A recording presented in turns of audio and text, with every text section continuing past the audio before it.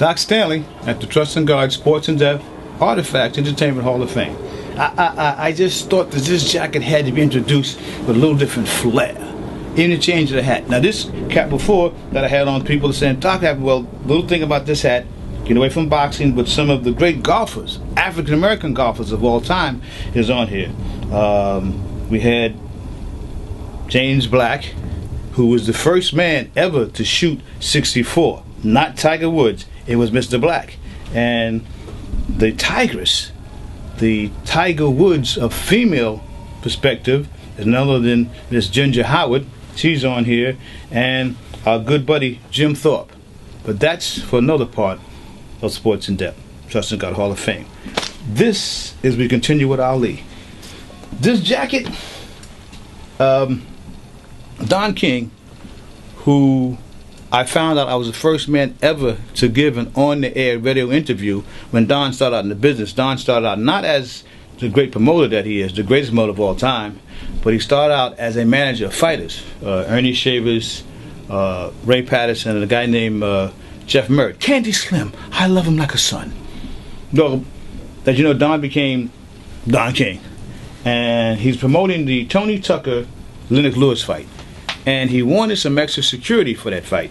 And he was talking to Larry Hardis, he's the greatest African sportscaster in New York City radio, which makes him the greatest of all time.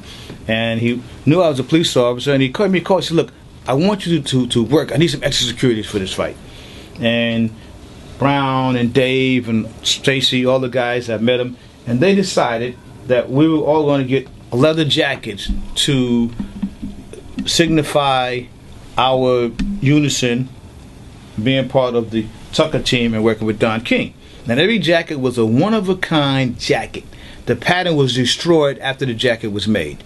And when I got the jacket, I said, well, you know, I'm going to have some boxing gloves in there, only in America, Don King saying. And I said, I'm going to have everybody sign just inside the gloves. But of course, the champ signs what he wants to sign. And right here is Muhammad Ali. Now the uniqueness about this jacket is that besides my name being put on it, which I had, you know, Melvin and Don King and the buttons, but this jacket has every great champion of the 20th century, heavyweight wise and non-heavyweight, is on this jacket. What do you mean, Doc? Well, you saw Ali. Joe Frazier's there. Well, Ali is, you know, Joe can't be far behind. Larry Holmes is on here. Larry Holmes, outside of Joe Louis, held the heavyweight title longer than anybody else, 7 years. Evander Holyfield is on here, the first man ever to win the heavyweight championship 4 times. Mike Tyson is on here, the youngest man ever to win the heavyweight championship of the world. And from Brownsville, Tyson's area brought us 5, right here in Brooklyn, 5 heavyweight champions. Mike Tyson, Riddick Bowe, Shannon Briggs, Floyd Patterson, and Tim Witherspoon. Witherspoon's trunks are in our museum here. And how the jacket really became inundated with all these autographs, because I never remotely thought about having anybody sign outside of here. And I gave the jacket to the late light heavyweight championship, Jose Torres. And I thought Jose was going to sign here. Now, I just turned and started talking to somebody, and I looked. Jose was signing on the sleeves. Well, God has a plan.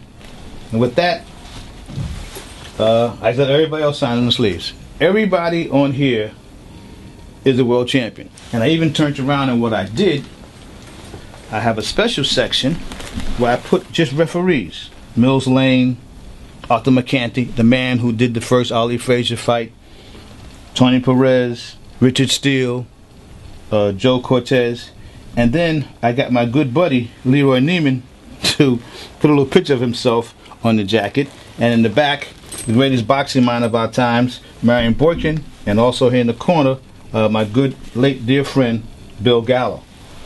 The jacket, unquestionably, memory-wise, what's that great line from American Express? It's priceless.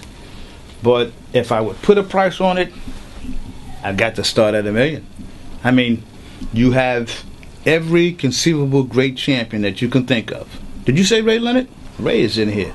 Aaron Pryor? Come on now. Tommy Hearns? Didn't I say everybody? Matthew Saad Muhammad. You're getting me mad. Marvin Hagler. Marvelous Marv is here. Mark Breland is here. Okay? Aaron Pryor is here. Alexis Arguello is here. What's that? I told you Vander Holyfield was here. Riddick Bowe is here. I bet you didn't say Ingemar Johansson, did you? Ingemar Johansson is here. Okay, who became the last non-African American heavyweight champion of the world when he beat Floyd Patterson. But Patterson in turn beat him, became the first man ever to regain the heavyweight championship of the world. Sonny Liston had expired before I got this jacket, but Archie Moore's on this jacket. The man who has the most knockouts in the history of boxing, the old mongoose. Archie Moore. Archie Moore's on the jacket. Okay, yes, the oldest man ever to win the heavyweight championship of the world. George Foreman is on the jacket.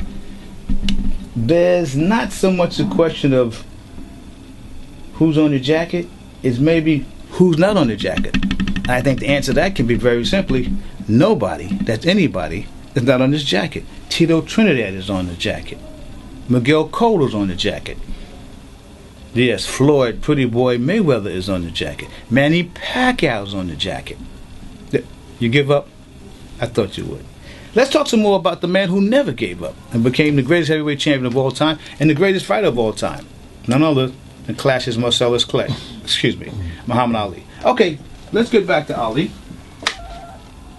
And this, as we have to talk about Ali Frazier 1.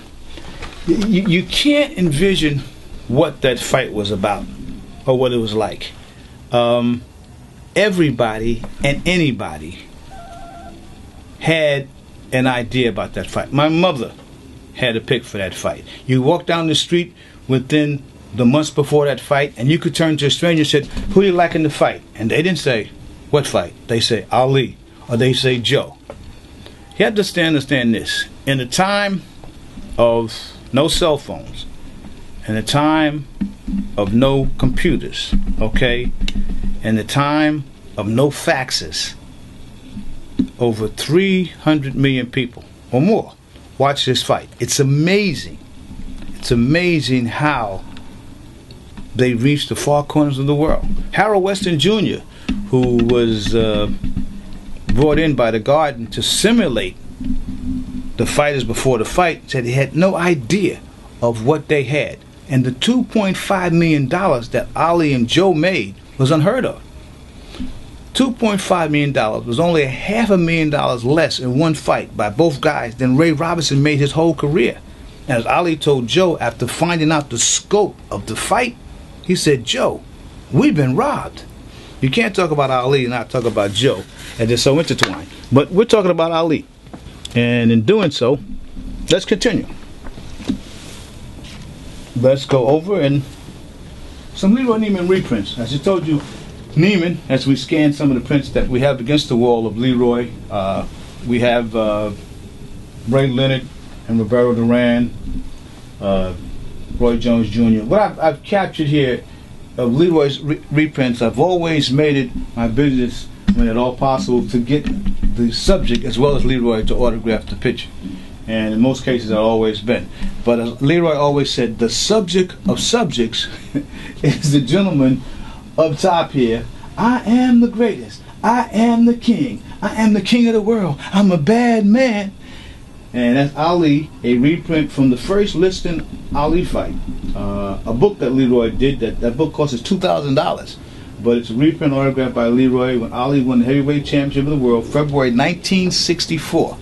And that was just about the time the Temptations was coming out with their first #1 hit, My Girl.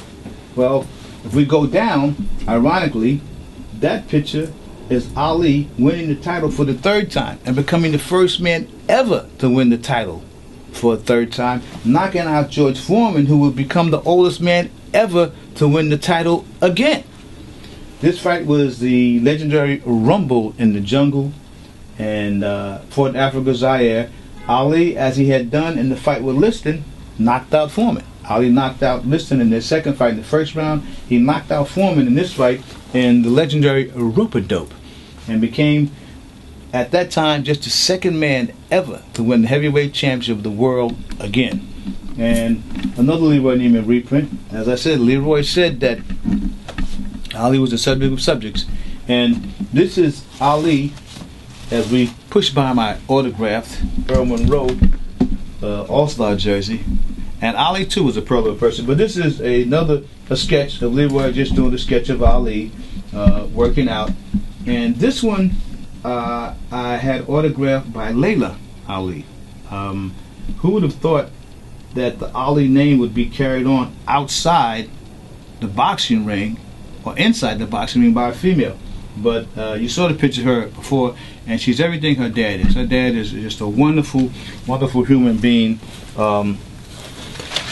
Believes so much in that service to others is the rent you pay for your space on earth. And I remember what I am so thankful to God among all my blessings is that of all the athletes, of all the stars that I have in this Sports and Deaf Trust in God Hall of Fame, and there's Willie Mays, and there's Joseph Paul DiMaggio, and there's Mickey Mantle, there's Barry Lamar Bonds, Eddie Murray, Oscar Robertson, Michael Jordan, John Elway, Lawrence Taylor. But Ali, I have more of Ali than anybody else, and this was a handprint of Ali's that is autographed. But I want to go inside and more show you some more personal items. Ali won the first Botanican Award, and we'll go into the library now. We'll look at that award. And I had about 10 things in the bag. And I just threw them all in the bag. I said I'll pick out the 3 or 4 things that I want the champ to autograph for me, and then that'll be that. And I went over to Ali, and I gave him. I put